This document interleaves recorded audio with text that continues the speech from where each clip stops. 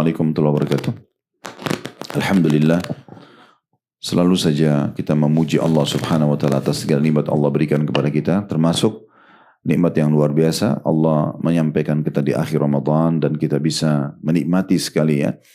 Walaupun mungkin ada di antara kita yang belum mengerti bahasa Arab, ayat-ayat Al-Quran yang ditilawakan oleh para imam dengan suara-suara yang sangat indah, doa-doa yang dibaca, kita berharap walaupun tidak faham artinya misalnya atau belum faham bisa kita mendapatkan keberkahan dari doanya ya.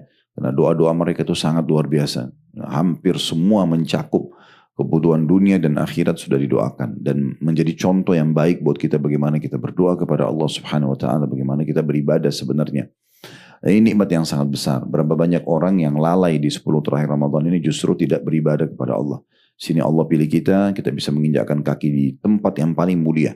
Bapak Ibu perlu garis bawahi, semua muslim di muka bumi ini kalau dikasih pilihan menghabiskan hidup mereka di Ramadan di 10 terakhir di Mekah atau di tempat lain, pasti mereka akan pilih Mekah. Dan sebagai informasi juga, Bapak Ibu kalau lihat di malam-malam ganjil kemarin ya, atau di malam-malam 10 terakhir Ramadan, itu sampai di jalan raya dan sekitar 5 sampai 10 kilo itu semuanya penuh dengan saf sholat nyambung di jalan-jalan ini. Dan ada di antara jemaah umrah itu yang tinggal jauh 10 kilo, 15 kilo dari sini. Allah masih memberikan kita tempat sangat dekat ya, dirikan Masjidil Haram. Jangan sampai membuat syaitan membisiki kita seakan-akan kita itu jalan sedikit saja ke pelataran sudah jauh, padahal sebenarnya itu adalah sangat dekat ya, sangat dekat. Ada bahkan orang-orang Saudi yang tinggal di sini pun tidak bisa dapat tempat karena mahalnya harga hotel-hotel dan juga padatnya. Bisa dikatakan seluruh hotel di sini tidak ada yang kosong satupun, semuanya terisi. Maka ini sebuah nikmat yang sangat besar ya. Dan jangan lupa selalu berdoa kepada Allah Subhanahu Wa Taala agar kenikmatan ibadah seperti ini jangan hilang dan terus terulang ya. Mudah-mudahan saya doakan Bapak Ibu tetap bisa mengulangi lagi Ramadan akan datang. Ya, semuanya insya Allah dalam keadaan sehat, panjang umur, dan juga di ibadah-ibadah umroh selain Ramadan dan juga haji. Dan insya Allah kami akan mempermudah perjalanan itu kalau Bapak Ibu berminat untuk bergabung di travel kami. Baik, selanjutnya kita panjatkan salam hormat kita kepada Nabi besar Muhammad sallallahu alaihi wasallam sebagaimana Allah telah perintahkan kita untuk mengucapkan salam hormat tersebut. Seperti metode kita waktu di Madinah, kita sempat tadabbur ayat-ayat Al-Quran, karena memang Ramadan adalah bulan Al-Quran. Saya memilih, Bapak Ibu sekalian, saat ini kita membaca surah yang berhubungan dengan bahasan tentang kita, manusia. Namanya surah Al-Insan. Ya, coba dibuka dulu surah Al-Insan ini. Dia di surah nomor 76 ya, dalam Al-Quran. Sebenarnya sih semua surah Al-Quran itu menarik sekali untuk dibahas ya.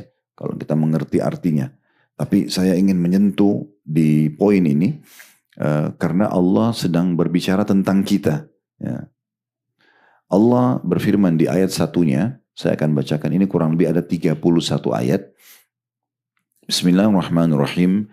Hal ata 'alal insani hidu minad dahri lam yakun syai'an madhkura. Bukankah telah datang atas manusia satu waktu dari masa sedangkan dia ketika itu belum merupakan sesuatu yang dapat disebut. Maksudnya, coba kalian sebagai manusia duduk sejenak, merenung sejenak ya. Dari mana kita asalnya? Ya. Dari sebelum orang tua kita menikah pun, kita dari sesuatu yang tidak pernah tersebutkan. Kita tidak pernah tahu nama kita tidak pernah tahu jenis kelamin kita tidak pernah tahu nasib kita tidak tahu akan menikah dengan siapa, kita tidak tahu bagaimana makanan dan minuman yang akan kita makan selama kita hidup. Sesuatu yang tidak ada sama sekali. Lalu kemudian jadi ada sekarang. Nah seperti itulah ya. Allah Subhanahu Wa Taala di ayat 1 ini mengajak manusia mulai berpikir. Karena memang diajak kita semua ini untuk beriman tentang keberadaan Allah Subhanahu Wa Taala. Maka Allah mengajak dulu kita berpikir dengan akal kita. Coba pikirkan. Kalian ini dari sesuatu yang tidak ada sebelumnya, gitu kan? Lalu kemudian jadi ada. Dari mana kalian ini? Siapa yang mengatur? Siapa yang membentuk wajah kalian, kulit kalian, rambut, kemudian jenis kelamin dan segala macam? Siapa yang telah mengatur setiap hari porsi makanan apa yang kita akan dapat, pakaian apa yang akan kita pilih, kadar udara yang akan kita hirup, kadar air yang kita pakai dan seterusnya, gitu kan? Nah semua ini Allah menyuruh kita untuk berpikir dan merenung. Kalau semua ini sebenarnya ada penciptanya, ada yang mengaturnya. Dan semua ini akan berjalan sesuai yang telah Allah tentukan. Sebagaimana ada dunia, ada akhirat. Gitu kan? Dan memang Allah SWT Bapak Ibu sekarang sudah menciptakan semuanya ini berpasang-pasangan. Ya. Ada dunia, ada akhirat. Ada kenyang, ada lapar. Ada muda, ada tua. Ada kaya, ada miskin. Ada dunia, ada akhirat. Ada mati, ada hidup. Ada surga, ada neraka. Gitu ya.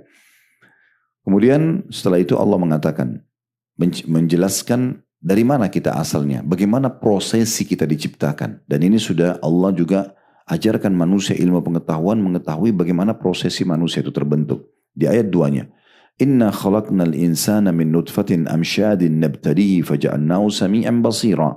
Sesungguhnya kami telah menciptakan manusia dari setetes mani yang bercampur, yang kami hendak mengujinya dengan perintah dan larangan. Maksudnya kalian semua pasti dari sperma. Tidak ada manusia yang diciptakan ya tanpa sperma kecuali 2. Nabi Adam dan Nabi Isa alaihimussalatu wassalam. Karena memang Adam Allah ciptakan dari tanah langsung. Dan Nabi Isa juga Allah mengatakan dalam Al-Quran diciptakan seperti Adam. Sebagai mujizat dari Allah subhanahu wa ta'ala. Tapi semuanya itu diciptakan dari sperma. Yang sperma ini subhanallah di dalam banyak ayat Al-Quran yang disebutkan dengan ma'un mahin. Air yang terhina.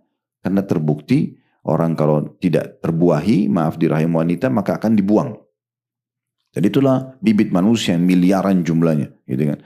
Dan dari miliaran sperma yang tertumpah di rahim ibu kita dulu, kita lah yang dipilih oleh Allah subhanahu wa ta'ala. Kita telah melalui persaingan yang sangat banyak di antara bibit sperma yang lain dan Allah pilih kita.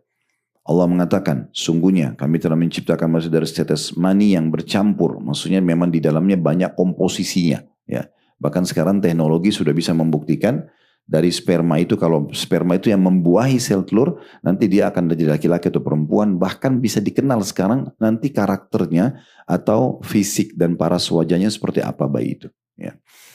Allah mengatakan, dan kami tujuannya menciptakan itu untuk menguji dia.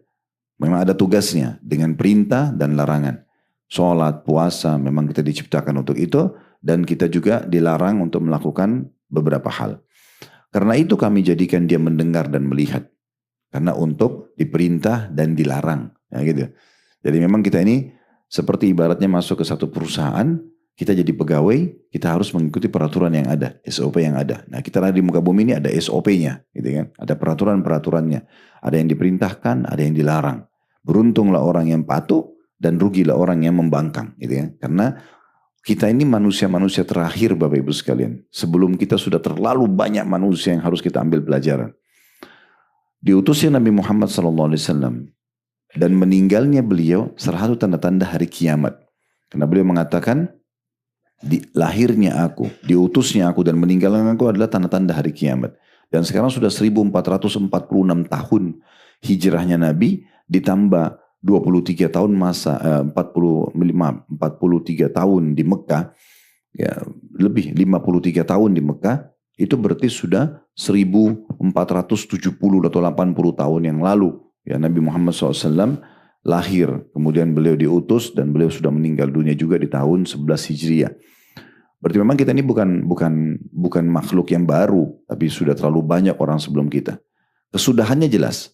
Orang yang beriman seperti nabi-nabi dan para sahabatnya jelas kesudahannya. Abu Bakar, Umar, Uthman, Ali, kalau kita baca sejarah mereka, Allah berikan mereka rezeki dunia, mereka juga dijanjikan di akhirat. Kesudahan Abu Lahab, Abu Jahal, orang-orang para pembangkang juga sudah jelas. Mereka kena kufur, maka ujung-ujungnya sudah jelas. Kemudian Allah mengatakan di ayat 3, Inna hadainahu sabila imma syakiran wa imma kafura. Sungguhnya kami telah menunjuki jalan yang lurus. Artinya ada dalam hati mereka perasaan tahu mana yang benar, mana yang salah. Kita tahu, sekarang kita lagi jalan nih, terus ada yang tepuk pundak kita. Kita orang semua tahu itu tidak baik. Gitu. Semua orang tidak suka. Atau tiba-tiba kita jalan ada yang caci maki. Maka kita tahu itu perbuatan yang tidak baik. Otomatis. Atau sebaliknya ada orang yang senyum, ramah, itu baik. Secara alami, Allah sudah mengilhamkan kepada kita menunjuki jalan yang lurus. Gitu ya.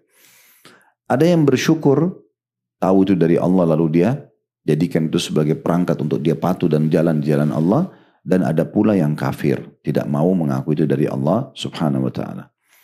Lalu Allah mulai masuk menyebutkan tentang ancaman bagi yang kafir dan beriman.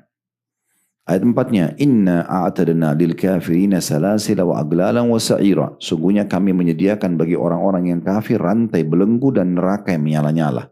Tentu ini Tidak, ayat ini tidak berdiri sendiri, tapi ada ayat-ayat lain yang menjelaskan tentang rinci masalah neraka itu. Ya, dan terjadinya siksaan-siksaan seperti di kuburan, di alam barzah, kemudian di mahsyar sebelum masuk ke neraka dan neraka itu sendiri. Bapak Ibu kalau kembali ke playlist YouTube kami, kalau Anda masuk ke Khalid Basalamah Official, klik logonya, nanti akan ada pilihan home, short, video, podcast, dan ada playlist. Klik playlist nanti akan ada banyak, lebih dari 50 kajian buku kami yang sudah kami bedah. Kajian buku maksudnya, bukan semua buku saya, tapi buku-buku para ulama kami bedah. Di antaranya ada buku, judulnya Rasulullah SAW cerita tentang surga dan neraka. Kami udah bahas 30 bab tentang surga dan 33 bab tentang neraka. Dan waktu haji tahun lalu kami selesaikan lagi buku itu selama perjalanan 21 hari. Karena memang kita berutuh terus mengenang dan mengetahui, bukan mengenang sebenarnya, mempelajari agar kita tahu apa yang kita dijanjikan kalau kita patuh di surga sana dengan rinciannya, pintu gerbangnya, taman-tamannya, bidadari dan bidadarahnya, pakaiannya, makanannya, dan seterusnya. Dan begitu juga dengan neraka dengan segala macam siksaannya. Jadi ayat ini cuma satu ayat saja. Allah sebutkan, disimpulkan ancaman bagi orang kafir karena Allah maunya kita beriman, bukan kafir. Setelahnya baru disebutkan tentang orang-orang yang patuh. Di sini kita bisa ambil satu pelajaran penting. Di ayat 4 Allah sebutkan hanya satu saja ayat tentang siksaan orang kafir, tetapi ayat 5 dan beberapa ayat terus ke depannya itu justru balasan bagi orang-orang yang patuh karena Allah mau kita beriman. Ya. Perlu juga kita garis bawahi sebelum saya lanjut di ayat 5 dan seterusnya. Kalau orang-orang yang beriman, Bapak Ibu sekalian, kayak Anda sekarang insya Allah beriman ini, hidup Anda itu akan tertib dan juga semuanya akan sempurna. Karena orang beriman itu kalau berada di rel agama Allah, hidupnya akan tentram. Karena makanannya, minumannya, pakaiannya, pendapatan, pergaulan semuanya diatur dan ditata. Mana yang boleh, halal, dan thayyibah, berkualitas. Gitu ya. Dan yang tidak boleh, haram, udah jelas. Dan semua yang perintah itu pasti baik. Jujur, amanah, tanggung jawab, bakti sama orang tua, dan seterusnya. Dan apa yang tidak boleh, seperti bohong, mencuri, membunuh, mengganggu, menggunjing, memfitnah, semua itu tidak diboleh, itu semua tidak baik. Seperti itulah. Baik, Allah kemudian menyebutkan, akhir nanti setelah kita meninggal, kalau kita patuh dan beriman, selama di dunia ini menikmati apa yang Allah halalkan dan mengerjakan apa yang Allah perintahkan, innal abrara yashrabuna min ka'sin kana mizajuha kafura. Sesungguhnya orang-orang yang berbuat kebajikan itu pasti minum dari gelas yang berisi minuman yang campurannya adalah air kafur. Apa itu air kafur? Di ayat 6 dijelaskan. Di surga nanti kita akan minum dari air segar ini bernama kafur. Di ayat 6-nya dijelaskan kafur itu apa? Aina yashrabu biha ibadullah yufajjiruna tafjira. Yaitu mata air dalam surga yang daripadanya hamba-hamba Allah minum, yang mereka dapat mengalirkannya dengan sebaik-baiknya. Maksudnya air itu tidak akan pernah berhenti, tidak akan tercemar, selalu saja segar. Kemudian ayat 7-nya dikatakan yufuna bin nadri wa yakhafuna yawman kana syarruhu mustatira. Orang-orang yang masuk surga itu selama di dunia mereka menunaikan nazar, niat-niat mereka untuk patuh kepada Allah dan takut akan suatu hari yang azabnya merata di mana-mana. Maksudnya selama hidup di dunia, mereka takut nanti kalau meninggal masuk disiksa di kubur, mereka takut juga nanti kalau mereka meninggal masuk ke neraka. Maka dengan kondisi itu membuat mereka selalu patuh kepada Allah. Ini yang dimaksudkan di ayat 7-nya. Kemudian ayat 8, ini ciri-ciri orang ahli surga selama di dunia. Wa yut'imuna at-ta'ama ala hubbihi miskina wa yatima wa asira. Dan selama hidup mereka sibuk memberikan makanan yang disukainya.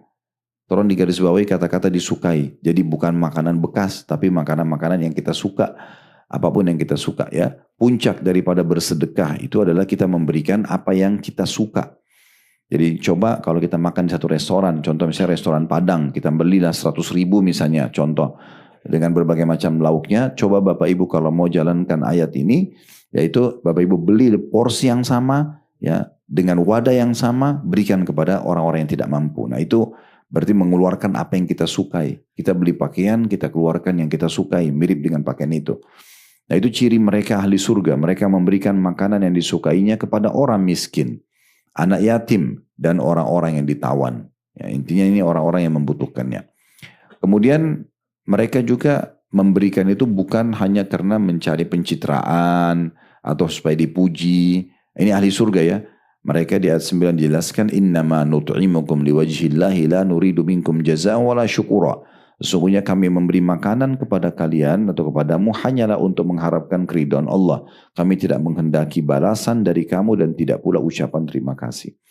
Jadi salah satu ciri ahli surga Bapak Ibu sekalian itu kalau mereka memberi, mereka bukan berharap dibalas. Ya. Kalau ada balasan kita ngirim makanan ke tetangga, tetangga kirim balik, ya itu nggak ada masalah. Tapi kalau misalnya kita kirim makanan, tetangga tidak kirim balik, lalu kita masih mengatakan tetangga ini nggak tahu diri, masa dikirimin makanan dia nggak balas. Ini berarti dia masih belum niatnya karena Allah. Bukan dia ingin mengejar sesuatu yang dijanjikan nanti di surga balasannya. Tapi dia masih berpikir urusan dunia gitu ya. Sehingga dia sangat membatasi pemberiannya kepada orang yang hanya membalas dia saja. Kalau orang niat karena Allah, tidak akan pernah terbatasi dengan dibalas, dipuji atau tidak. Bagi dia sama saja. Karena targetnya adalah memberi di jalan Allah subhanahu wa ta'ala. Kemudian ayat 10. Salah satu yang membuat mereka suka membantu orang-orang susah, orang yang membutuhkan. Inna nakhafu min rabbina yawman abusan qamtarira. Karena sesungguhnya kami sangat takut akan azab Tuhan kami pada suatu hari. Di hari itu orang-orang bermuka masam penuh dengan kesulitan. Maksudnya di mahsyar, di hari kebangkitan dan juga di neraka. Karena perbuatan mereka itu, mereka beriman selama hidup, mereka juga membantu orang-orang susah. Di ayat 11 yang dikatakan, fawaqahumullahu syarra dzalika al-yawmi wa laqahum nadratan wa surura. Maka Tuhan mereka memelihara mereka dari kesusahan hari itu, hari kiamat, dan memberikan kepada mereka kejernihan wajah dan kegembiraan hati. Jadi memang nanti di akhirat Bapak Ibu sekalian cuma ada dua keadaan, ada surga dan neraka. Dan surga itu kenikmatan abadi, neraka itu kesusahan. Nah, gitu. Semua yang Bapak Ibu rasakan dari kenikmatan dunia ini, kayak kita misalnya pas dapat makanan yang kita suka, kita pakai pakaian yang kita suka, kita dalam kondisi sehat, kita dapat tempat tinggal yang nyaman misalnya, semua itu miniaturnya surga. Dan apapun yang kita rasakan dari gangguan, penyakit, ya, segala macam itu adalah miniaturnya neraka, ya, siksaan. Tapi di sana jauh lebih besar daripada semua apa yang kita bayangkan gitu ya. Maka dalam sebuah hadis ini tafsir daripada ayat ini, Nabi SAW mengatakan akan didatangkan nanti pada hari kiamat seseorang yang paling susah hidupnya di dunia, tapi dari ahli surga. Paling susah hidupnya di dunia, jadi dia lahir dalam keadaan miskin, menderita sampai meninggal pun dalam kondisi miskin, susah misalnya hidupnya. Harus selalu dibantu oleh orang. Tapi dia ahli surga, azan dia sholat, Ramadan dia puasa, dia semampunya jalankan ketaatan. Didatangkan hari kiamat nanti, lalu dicelupkan satu celupan di surga, lalu dikeluarkan. Dimasukin langsung dikeluarkan. Maka ditanya setelah itu, apakah kamu pernah merasakan penderitaan selama ini? Maka kata Nabi Muhammad SAW, dia berkata, tidak demi Allah. Semua penderitaannya di dunia itu hilang. Yang pernah dia rasakan lapar, yang pernah dia rasakan capek, yang pernah dia rasakan diganggu orang, itu akan hilang semua. Lalu didatangkan kata Nabi SAW, orang yang paling besar nikmatnya di dunia, tapi dari ahli neraka. Lahir di istana raja, sebagai anak raja, meninggal dalam kondisi jadi raja. Semua terpenuhi, dayang-dayang, pakaian, makanan, minuman, segala macam. Tapi dia tidak pernah beriman pada Allah. Beliau meninggal, didatangkan, dicelupkan satu celupan di neraka. Lalu dikeluarkan. Lalu ditanya, apa pernah kau rasakan nikmat selama ini? Maka dia mengatakan, demi Allah tidak pernah. Ya, jadi memang kehidupan akhirat itu nanti akan menjadi khalidina fiha, kekal selamanya. Dalam kenikmatan atau dalam hukuman. Oleh karena itu, penentuannya harus kita hati-hati. Karena penentuannya di sini, di muka bumi ini. Apa yang Bapak Ibu tanam sekarang, Bapak Ibu akan panen nanti di sana. Sini kita lakukan ketaatan-ketaatan kayak sekarang ini. Pelajaran besar dari Ramadan ini adalah bagaimana kita mengarah kepada ketaatan kepada Allah. Dan kita bisa rasakan kenikmatannya. Walaupun capek-capek, ngantuk, tapi kita bisa rasakan kenikmatannya gitu ya. Nah seperti itulah. Nanti ujungnya kita akan mendapatkan surga yang dijanjikan. Dan Allah tidak akan mungkin memungkiri janjinya. Allah mengatakan dalam banyak ayat, Inna Allah la yukhliful mi'ad. Allah tidak akan pungkiri janjinya. Di ayat 12 dikatakan, وَجَزَاهُمْ بِمَا صَبَرُوا جَنَّةً وَحَرِيرًا. Dan dia-nya besar kata ganti Allah, memberi balasan kepada mereka karena kepatuhan mereka, karena kesabaran mereka dengan surga dan pakaian dari sutra. Sabar di sini Bapak Ibu sekalian dalam 3 hal ya. Sabar dalam mengerjakan ketaatan kepada Allah. Kayak kita sekarang puasa butuh kesabaran. Kita haus, kita lapar, tapi kita tahu perintah Allah, kita sabar. Sholat malam, apalagi Masya Allah yang Bapak Ibu yang berhasil Allah mudahkan ikut tarawihnya. Habis itu sebentar istirahat sudah ada qiyamul lail, sebentar istirahat sudah ada subuh gitu kan. Ini kalau yang ikut semua program-program ini, itu sabar dalam ketaatan namanya. Ya, kita bersabar. Begitu juga kalau haji mungkin, haji juga begitu, kita ada cuaca panas ya. Kalau sekarang masih lebih mending, kalau haji itu lebih panas ekstrim, bisa 45-50 derajat. Tapi subhanallah, orang yang niat ibadah karena Allah itu beda. Mereka akan terus menikmatinya ya, karena bagi mereka itu enjoy saja, enak. Mau pergi jumrah dalam kondisi keringatan masih oke, ya kita nginep di tenda oke, dan segala macam, karena memang dia niat ibadah. Dan orang-orang seperti ini pada saat ditawarkan lagi mau haji lagi nggak, pasti mereka bilang mau ya, karena memang niatnya ibadah. Tapi kalau orang tidak niat ibadah maka tidak bisa ya. Ini membutuh kesabaran. Sabar yang kedua adalah sabar dalam meninggalkan maksiat. Setiap orang di antara kita pasti punya peluang berzina, berbohong, menipu, membunuh, mengganggu orang, punya peluang itu. Tapi di saat syaitan sedang menawarkannya, kita bersabar, kita tolak. Yang ketiga, sabar atas ujian harian. Nah, semua ini akan menyebabkan kita masuk ke dalam surga. Allah mengatakan di ayat 12-nya, dan dia Allah memberi balasan kepada mereka karena kesabaran mereka, dengan balasan surga dan pakaian sutra. Sedikit saya kasih gambaran tentang surga. Kata Nabi SAW, orang yang masuk ke dalam surga tidak akan pernah rusak bajunya, tidak akan habis masa mudanya, tidak akan pernah mereka meludah, dan tidak akan pernah mereka beringus, tidak ada sakit lagi. Dan mereka tidak akan buang air besar dan buang air kecil. Maka para sahabat mengatakan, ya Rasulullah, bagaimana dengan makanan dan minuman yang dikonsumsi? Maka kata Nabi SAW, yang tidak dibutuhkan oleh tubuh akan keluar dalam bentuk keringat yang lebih wangi dari kasturi.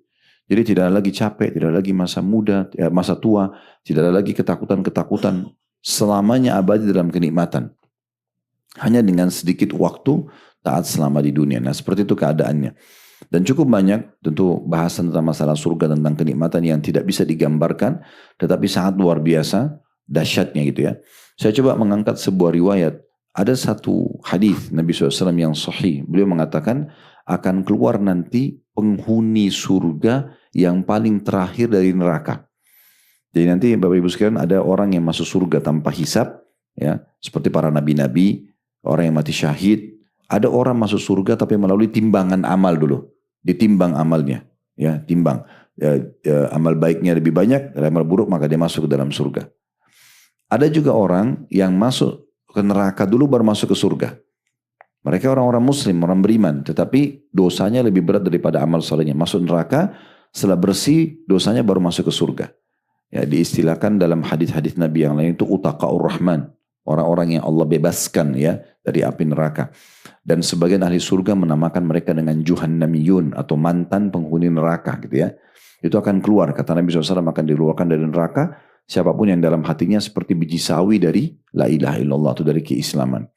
Ada juga orang yang masuk neraka kekal abadi. Itulah orang-orang kafir, musyrik, dan orang-orang munafik. Nah, seperti itu kondisi dan keadaan di sana. Nah, nanti orang, kata Nabi SAW, akan keluar nanti penghuni surga terakhir dari neraka. Karena dosanya lebih berat daripada amal solehnya. Dia masuk neraka dulu. Tapi ini orang terakhir. Setelah dia, yang di dalam neraka itu semua orang kekal. Orang munafik, orang musyrik, dan orang-orang kafir. Dikeluarkan. Dia keluar dalam kondisi, kata Nabi SAW, sebagian tubuhnya hangus, mengeluarkan asap. Dia sambil berdiri jatuh. Dia coba melarikan diri dari neraka. Sebenarnya memang sudah jadwalnya dia keluar. Karena kalau tidak, dia tidak akan bisa keluar. Dijaga oleh malaikat-malaikat yang keras dan kasar di neraka. Sebagaimana Allah gambarkan dalam surah Tahrim, surah nomor 66 ayat 6. Maka setelah dia jauh, dia mengatakan, Alhamdulillahilladzi anjani minki. Segala puji dan puja kehadirat Allah yang telah menyelamatkan aku dari kamu. Dari neraka maksudnya. Lalu Allah perlihatkan dia dari kejauhan, ada pohon yang dia selama ini sudah lama gak pernah lihat itu. Karena di neraka itu Bapak Ibu sekalian 24 jam siksaan. Gak pernah berhenti. Kita kalau naudzubillah masuk penjara atau seorang masuk penjara, mungkin dia digebukin pun, dihukum pun secara fisik, paling beberapa menit atau beberapa saat. Selebihnya ada waktu dia istirahat, ada waktu dia kamar mandi, ada waktu dia tidur. Kalau di neraka nggak ada waktu istirahat, 24 jam. Semua disiksa dari sampai hancur tubuhnya dan tidak mati, diutuhkan kembali sakit juga begitu terus sampai naudzubillah kekal abadi. Makanya mereka akan menyesal yang luar biasa di neraka itu. Jadi jangan anggap remeh, jangan anggap oh neraka nanti toh juga saya akan keluar nanti kalau saya muslim masuk surga. Tidak bisa seperti itu. Karena ini mengeri sekali ya gambarannya tentang masalah neraka itu. Yang jelas Bapak Ibu sekalian, pada saat mereka, kata Nabi SAW, orang ini sudah jauh dan dia lihat pohon, sudah lama dia nggak lihat pohon, maka dia mengatakan, ya Allah tolong sampaikan saya ke pohon itu. Dan kata Allah SWT, hai anak Adam, apakah kalau saya sampaikan kamu ke pohon itu, kamu tidak akan minta yang lain? Dia mengatakan, tidak ya Allah, pohon itu saja. Lalu Allah pun menyampaikan ke dia, setelah dia menyampaikan janji-janji dia, akhirnya disampaikan. Setelah dia rasakan naungan pohon itu, rupanya dari kejauhan, kata Nabi SAW, Allah perlihatkan dia pintu gerbangnya surga. Dia lihat di situ. Indah sekali istana yang besar karena pintu gerbang surga, pintu gerbang kayak begini pintu ini, itu kata Nabi SAW bukan lagi kayak pintu manusia, tapi pintunya jaraknya 40 tahun dari satu daun ke daun yang sebelahnya. Maka orang akan masuk sana dan itu pintu yang sangat mewah sekali, tercium baunya dari jarak 40 tahun, maksudnya bau wanginya. Maka orang ini melihat pintu surga, lalu dia mengatakan, ya Allah pintu surgamu. Dia belum minta masuk, dia minta pintu surga. Kata Allah SWT, hai anak Adam, bukankah kau sudah janji tidak akan meminta sesuatu setelah pohon itu? Maka dia mengatakan, ya Allah pintu surgamu saya tidak akan minta yang lalu. Dia berjanji sama Allah dengan banyak janji-janji yang lain. Setelah itu, Allah sampaikan dia di sana.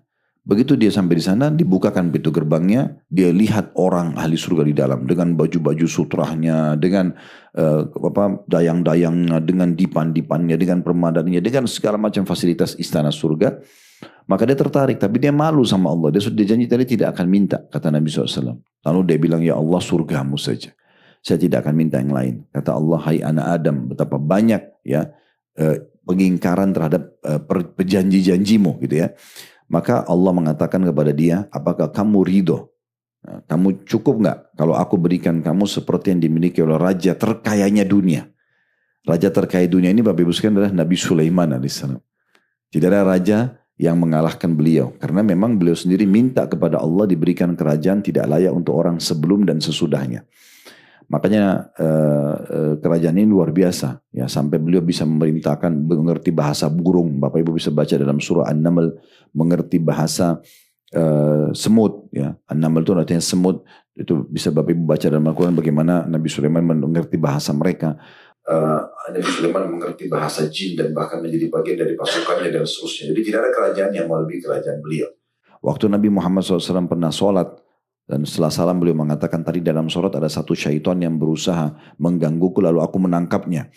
Ya, kalau bukan aku mengingat perkataan Sulaiman, saudaraku Sulaiman alaihissalam minta kerajaan tidak layak untuk orang sebelum dan sesudahnya, aku akan ikat syaitan itu di pohon di Madinah agar dipermainkan oleh anak-anak Madinah. Tapi ini menandakan memang kerajaan yang sangat luar biasa. Kita kembali ke riwayat tadi, kata Allah SWT kepada orang ini, mau nggak kamu? Aku berikan, kamu akan masuk surga sekarang. Ini orang yang paling rendah derajat di surga dan orang paling terakhir keluar dari neraka. Allah mengatakan, maukah kamu dan ridhokah kamu kalau aku berikan kamu yang dimiliki oleh raja terkayanya dunia? Maka dia mengatakan, saya ridho wahai Tuhanku. Saya ridho wahai Tuhanku. Maka Allah mengatakan, engkau akan dapat dobelnya. Maka dia mengatakan, aku ridho hai Tuhanku. Allah mengatakan, engkau akan mendapatkan lagi dobelnya. Begitu terus sampai Allah ulangi 5 atau sampai 10 kali. Maka karena gembiranya orang ini sampai dia mengatakan, ya Allah engkau adalah hambaku dan aku adalah Tuhanmu. Dibalik sama dia. Lalu kemudian dia masuk ke dalam surganya. Kata Nabi SAW, dia mengira dia orang yang paling tinggi derajat di surga, tapi sebenarnya dia adalah orang yang paling rendah. Ini dia menikmati surganya. Nah seperti itu keadaan yang digambarkan tentang orang yang paling rendah derajatnya di surga. Dan semua yang pernah dia lalui dari suka duka kehidupannya, dari siksa neraka pun akan terlupakan karena sudah masuk ke dalam surga.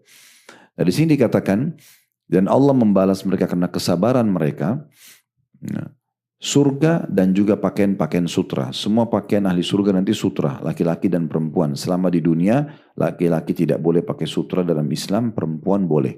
Ya. Karena Nabi SAW pernah mengangkat 2 benda, 1 sutra di tangan kanan, 1 emas di tangan kiri. Beliau mengatakan 2 benda ini haram bagi laki-laki umatku.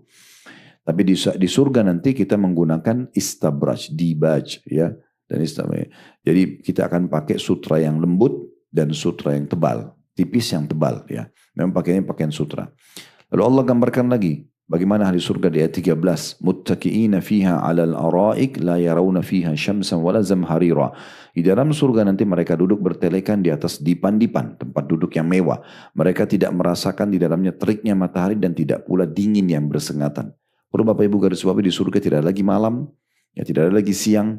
Dan ditanyakan kepada Ibnu Umar radhiyallahu anhu bagaimana cuaca dan penerangan yang ada di surga itu, beliau mengatakan, tidakkah kalian lihat awal matahari terbit, ya, tidak menyengat dan juga tidak terlalu terang sekali. Nah seperti itulah nanti keadaan surga selamanya. Di ayat 14 dikatakan wadaniyatan alim dhilaluha wa dhullilat kutufuha tadlila. Dan naungan pohon-pohon surga itu dekat di atas mereka. Dan buahnya dimudahkan memetiknya semudah-mudahnya.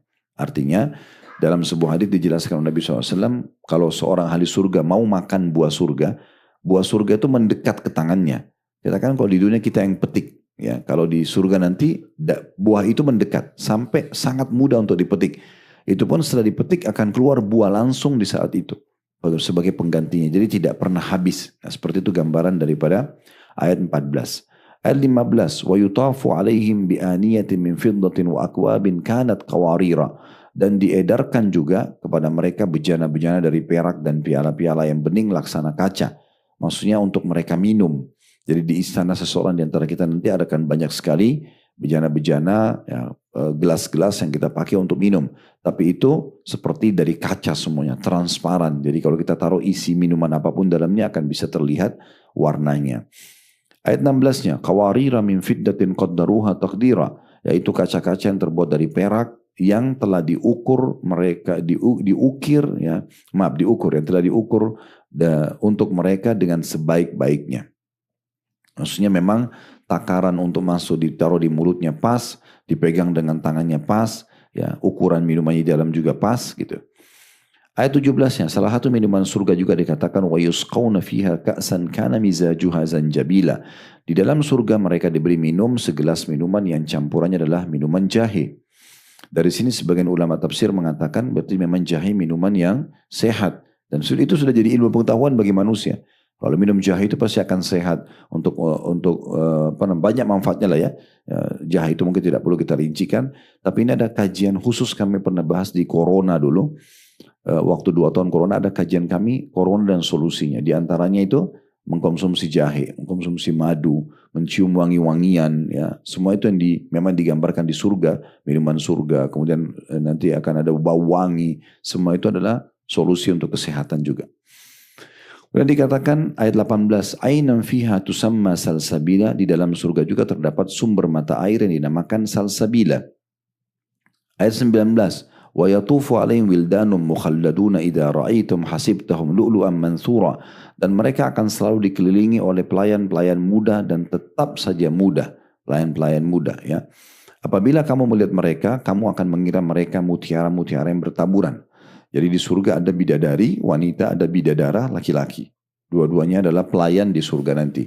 Dan dalam sebuah hadits disebutkan ahli surga yang paling rendah derajatnya itu memiliki 10.000 pelayan. Jadi kita bisa bayangkan kalau di dunia ini kita punya 1 orang, misalnya suami istri, suaminya punya 10 pelayan misalnya, atau istrinya juga punya 10 pelayan, mungkin sudah dianggap raja kali ya. Di surga nanti orang paling rendah derajatnya punya 10.000 pelayan. Dalam hadits yang sahih. Dan kata Nabi SAW, semua pelayan itu membawa piring yang di kanan dan kiri berisikan makanan yang berbeda. Dan ahli surga itu akan memakan dari piring yang pertama sampai piring terakhir, mereka tetap merasakan nikmat yang sama. Karena di surga nggak ada lapar, nggak ada kenyang. Ya. Kalau di dunia ini kan kita makan karena kita lapar. Dan biasanya kalau lapar itu kita tidak menikmati lagi. Karena target kita menghilangkan laparnya. Dan kita berhenti karena kenyang. Kalau di surga nggak ada lapar, nggak ada kenyang. Maka kita makan sepuasnya. Itu yang dimaksud dengan ayat 19. Dan nanti mereka akan keliling semuanya. Di istana kita itu di mana-mana ada semua pelayan ini. Kita tinggal meminta dan suruh untuk melayaninya. Dan mereka sangat tampan-tampan dan sangat cantik-cantik. Itu digambarkan dalam banyak ayat Al-Quran. Di sini digambarkan mereka seperti mutiara yang bertaburan. Karena indahnya ciptaan Allah. Dan khusus pelayan surga ini diciptakan bukan kayak kita. Bukan melalui sperma dan sel telur, lalu bayi, anak-anak, segala langsung dewasa, langsung bertugas. Ya, mereka sudah langsung bertugas. Ini ada ciri-ciri mereka gitu ya. Engki akan dikatakan dalam sebuah riwayat yang sahih juga, engki akan masuk ahli surga ke surga, lalu dia menemukan ada orang yang sangat tampan sekali dan bersih sekali, pakaiannya pun sangat bagus sampai dia mengiranya seorang malaikat. Lalu dia bertanya ahli surga ini, siapa kamu? Dia mengatakan, saya adalah salah satu dari pelayan-pelayanmu. Jadi memang Allah SWT berikan itu di surga. Itu yang dimaksud dengan wildanun mukhalladun. Pelayan-pelayan muda, ya, dari kalangan laki-laki yang masih muda, yang terus muda. Kemudian ayat 20-nya, wa idza ra'aita thamma ra'aita na'iman wa mulkan kabira. Apabila kamu melihat nanti ahli surga itu, setiap individu di antara mereka diistanai dan pelayan-pelayannya nanti, niscaya kamu akan melihat berbagai macam kenikmatan dan kerajaan yang besar. Artinya setiap ahli surga, satu orang itu akan memiliki seperti satu kerajaan sendiri. Lokasinya luas, pelayannya banyak, fasilitasnya melimpah gitu ya. Di ayat 21, aliyahum thiyabu sundusin khudrun wa istabraq wa hullu asawira min fiddatin wa saqahum rabbum syaraban tahura. Mereka memakai pakaian sutra yang halus, yang hijau dan sutra tebal, dan dipakaikan kepada mereka gelang terbuat dari perak, dan juga Tuhan mereka memberikan kepada mereka minuman yang bersih. Artinya di surga nanti akan diberikan pakaian-pakaian, tadi sudah kita bilang dari sutra, dan ada banyak hadis ya. Tadi saya sudah sarankan Bapak Ibu untuk kembali ke kajian buku kami, karena 30 bab tentang surga itu panjang lebar dijelaskan. Saya di pertemuan ini menyebutkan beberapa riwayat. Di antaranya hadis Nabi SAW, ahli surga itu nanti di setiap di depan istana dia ada satu pohon mirip seperti delima. Ya, bagaimana Allahu a'lam, tapi begitu penyampaiannya, yang kalau ahli surga ini mau mengganti pakaiannya, dia tinggal melihat ke arah pohon kayak delima itu, lalu pohon itu mendekat dan terbuka, di dalamnya ada 70 gaun yang berbeda warna. Dan dia tidak perlu buka pakai gitu ya. Dia cuma niat untuk memakai yang mana, tiba-tiba sudah terpakai saja ke badannya. Ya, kemudian itu akan tertutup lagi, dan kalau dia niat lagi, mau buat ganti baju misalnya, akan datang terbuka lagi dengan 70 gaun yang berbeda motif dan warna. Begitu seterusnya, itu dalam penjelasan masalah pakaian ahli surga. Dan semuanya dari sutra terbuatnya. Dan yang dimaksud sini gelang-gelang adalah sesuai dengan porsinya tentunya bagi laki-laki dan perempuan. Ya, tidak perlu kita hubungkan dengan gelang-gelang kita di dunia ya. Tapi umumnya biasa raja-raja itu memang menggunakan perhiasan-perhiasan. Nah, karena setiap ahli surga dianggap satu kerajaan sendiri dia, maka berarti dia akan seperti satu kerajaan sendiri. Dan perlu Bapak Ibu garis bawahi, surga itu banyak sekali tingkatan-tingkatannya, dan Anda bisa memiliki istana di setiap tingkat istana itu atau surga itu. Misalnya di dalam hadis dijelaskan di surga itu ada ada pintu solat, ada pintu puasa, ada pintu jihad, ada pintu ibadah-ibadah umumnya. Nah semua itu pintu itu ada di dalamnya, ada kem istana. Bapak Ibu bisa memiliki di setiap kem istana itu istana. Kalau kita melakukan ketaatan-ketaatan. Makanya Nabi SAW bilang nanti ahli sholat akan dipanggil dari bab sholat, dari pintu pintu sholat. Orang puasa dari pintu rayyan, orang jihad dari pintu jihad. Lalu Abu Bakar mengatakan, ya Rasulullah, apakah ada orang dipanggil dari semua pintu itu? Maksudnya dia punya istana di dalam? Kata Nabi SAW, iya, dan aku berharap kamu salah satunya. Ya, karena orang melakukan ketaatan, dia akan memiliki banyak istana. Dia bisa mengunjungi semua istana itu. Dan yang luar biasa, selalu Allah hubungkan ayat tentang surga dengan kata-kata khalidina fiha, kekal selamanya. Kepemilikan dunia ini Bapak Ibu sekalian sementara. Kayak Anda sekarang punya BPKB misalnya, atau surat sertifikat tanah, rumah, itu sementara. Karena kita meninggal akan jadi warisan. Tapi di surga, sekalian dia memiliki istana itu, pakaian itu, segala macam fasilitas itu akan selamanya. Tidak ada lagi pindah kepemilikan gitu ya. Ayat 22 Allah mengatakan, Inna hadha kana lakum jaza'an wa kana sa'yukum mashkura.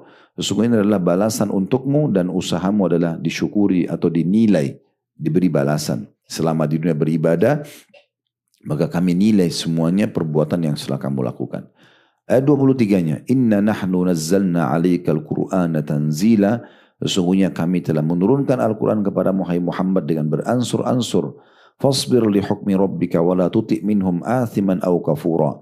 Maka bersabarlah kamu untuk melaksanakan ketetapan Tuhanmu. Ya salat, ya puasa, kerjakan semua perintah, tinggalkan semua larangan, dan jangan kamu ikuti orang-orang yang berdosa dan orang-orang yang kafir di antara mereka. Orang yang tetap mau melakukan maksiat, zina, bohong, segala macam, jangan ikut-ikutan. Orang yang sudah didakwai tidak mau masuk Islam, ya sudah biarkan saja dengan keyakinan dia. Maka tetap kamu bersabar dan menjalani perintah ini sampai nanti ajal datang. Ayat 25-nya, وَذْكُرِسْمَ رَبِّكَ بُكْرَةً وَأَصِيلًا, dan sebutlah nama Tuhanmu pada waktu pagi dan petang. Maksudnya sepanjang hidup, dari pagi sampai malam, malam sampai pagi lagi, selalu berzikir kepada Allah, selalu sholat, puasa, dan seterusnya. Ayat 26-nya, وَمِنَ اللَّيْلِ فَاسْجُدْ لَهُ وَسَبِّحُ لَيْلًا طَوِيلًا, dan pada sebagian malam, sujudlah kepadanya, n-nya besar kata ganti Allah, dan bertasbihlah kepadanya pada bagian yang panjang di malam hari itu. Nah ini, ayat ini paling tepat kena di sekarang, di 10 terakhir Ramadan, kita sudah dilatih oleh Allah SWT, kita sudah sholat dengan imam-imam yang mulia dan luar biasa, dengan bacaan-bacaan mereka, dengan kekhusyuan mereka, dengan tangisan mereka, dengan doa-doa yang luar biasa. Maka itulah yang dimaksud di sini dengan malam hari, di mana orang-orang beribadah kepada Allah Subhanahu wa Ta'ala. Lalu dikatakan ayat 27-nya, Inna haulai yuhibbunal ajilata wa yadharuna wara'ahum yawman thaqila. Tapi sayangnya mereka itu banyak orang-orang yang masih kafir, orang yang maksiat, menyukai kehidupan dunia melebihi dari akhirat, dan mereka tidak memperdulikan kesudahan mereka. Bagaimana pada saat mereka meninggal dan bagaimana kehidupan akhirat mereka, yang pada hari akhirat itu akan berat bagi mereka nanti. Karena ada hukuman atas pelanggaran-pelanggaran. 28-nya, Nahnu khalaqnahum wa syadadna asrahum wa idha syi'na baddalna amthalum tabdila. Kami telah menciptakan mereka dan menguatkan persendihan tubuh mereka. Apabila kami kehendaki, kami sungguh-sungguh akan mengganti mereka dengan orang-orang yang serupa dengan mereka. Maksudnya Allah lah yang membuat otot-otot dan tulang-tulang kita sini-sini semua kuat, tapi untuk ibadah kepada Allah. Kalau tidak mau juga patuh, Allah mampu untuk mematikan kita dan mengganti kita dengan generasi yang lain yang patuh kepada Allah Subhanahu wa Ta'ala. 2 ayat terakhirnya atau 3 ayat terakhirnya di ayat 29, Inna hadhi tadhkirah. Sesungguhnya ini benar-benar ayat-ayat adalah suatu peringatan. Faman sya'at takhadha ila rabbihi sabila. Maka barang siapa yang menghendaki kebaikan bagi dirinya, niscaya dia mengambil jalan kepada Tuhannya. Dia bisa segera patuh kepada Allah, menjalankan syariat ya sebagai panduan hidupnya, dan dia menjauhi pelanggaran-pelanggaran di batas waktu ajal yang sangat pendek ini. Ayat 30-nya, wa ma tasha'una illa an yasha Allah, innallaha kana aliman hakima. Dan kamu tidak mampu menempuh jalan itu, maksudnya menjadi patuh kepada Allah, kecuali bila dikehendaki oleh Allah. Maksudnya Allah memang memudahkan buat kita, dan memang Allah akan mudahkan semua hamba-hambanya, kecuali yang membangkang. Karena semua orang pasti punya potensi untuk kembali kepada Allah. Baik dia langsung patuh atau dia lagi maksiat, lalu kemudian dia punya kesempatan untuk taubat. Ada perasaan menyesal, kemudian dia kembali kepada Allah. Sungguhnya Allah adalah zat yang maha mengetahui lagi maha bijaksana. Ayat terakhirnya, ayat 31, yudkhilu man yasha'u fi rahmati wadh-dhalimina adda lahum adaban alima. Dan Allah memasukkan siapa yang dikehendakinya ke dalam rahmatnya atau surga, dan bagi orang-orang zalim disediakan azab yang pedih. Nah ini salah satu daripada bagian ayat-ayat Al-Quran yang bisa tentunya kita ambil pelajaran dari apa yang Allah pesankan. Tentu hampir semua ayat Al-Quran itu berisikan banyak sekali peringatan-peringatan, tapi ini diantaranya yang kita bahas pada kesempatan ini insyaAllah ya. Dan bagi Bapak Ibu yang berminat untuk mengenal lebih jauh malaikat, kemarin di Museum Wahyu sempat saya sampaikan untuk menjelaskan Jibril, bisa kembali ke surah nomor 77, itu Al-Mursalat, dan surah nomor 79, An-Nazi'at. Itu menceritakan tentang malaikat. Kalau Bapak Ibu mau membaca tentang tanda-tanda hari kiamat, ada surah nomor 81, At-Takwir. Di saat Allah menggulung langit nanti di hari kiamat, kemudian Al-Infitar, terbelahnya langit. Ya, ini Allah SWT sebutkan, kemudian Al-Insyiqaq, ya, terbelahnya juga ya bumi ini, kemudian ada Al-Buruj, kemudian At-Tariq, ini semua menjelaskan tentang masalah hari kiamat, kemudian Al-Ghashiyah ayat 88, ini semua menjelaskan tentang masalah kiamat tentunya. Dan kami sarankan dalam tadabbur ayat-ayat Al-Quran, Bapak Ibu sekalian, Anda mulai dengan apa yang paling Anda sukai. Misalnya, buka coba daftar isi Al-Quran yang 114 surah itu, cari surah-surah yang paling menggelitik buat kita. Misalnya kita tertarik, kenapa dalam Al-Quran ada nama-nama hewan? Ada surah Al-Baqarah sapi betina, ada Al-Fil gajah, ada An-Naml semut, ada An-Nahl lebah. Maka mulai dari ayat itu baca kayak tadi, tadabbur. Ya, paling bagus kalau misalnya Anda bisa punya atau download aplikasi yang ada tafsirnya, maka itu lebih bagus. Kalau kita tidak ngerti, kita bisa baca tafsirnya gitu ya. Kayak tadi kita sempat hubungkan dengan beberapa dalil-dalil dari hadis ya dan beberapa tafsir, maka itu lebih mudah kita memahaminya. Seperti itulah cara memahami Al-Quran ya. Kalau Anda mau misalnya ibu-ibu mau yang tentang perempuan, ada surah An-Nisa tentang wanita-wanita, surah nomor 4 dalam Al-Quran, ada surah Maryam, surah nomor 19. Anda mau baca tentang hari kiamat, tadi sudah kita sebutkan, Al-Insyiqaq, Al-Infitar, Al-Qiyamah dan seterusnya, Al-Zalzalah. Anda mau baca tentang nabi-nabi, ada nama individunya seperti Yunus, ya, kemudian Yusuf, kemudian Ibrahim, kemudian Muhammad alaihissalam.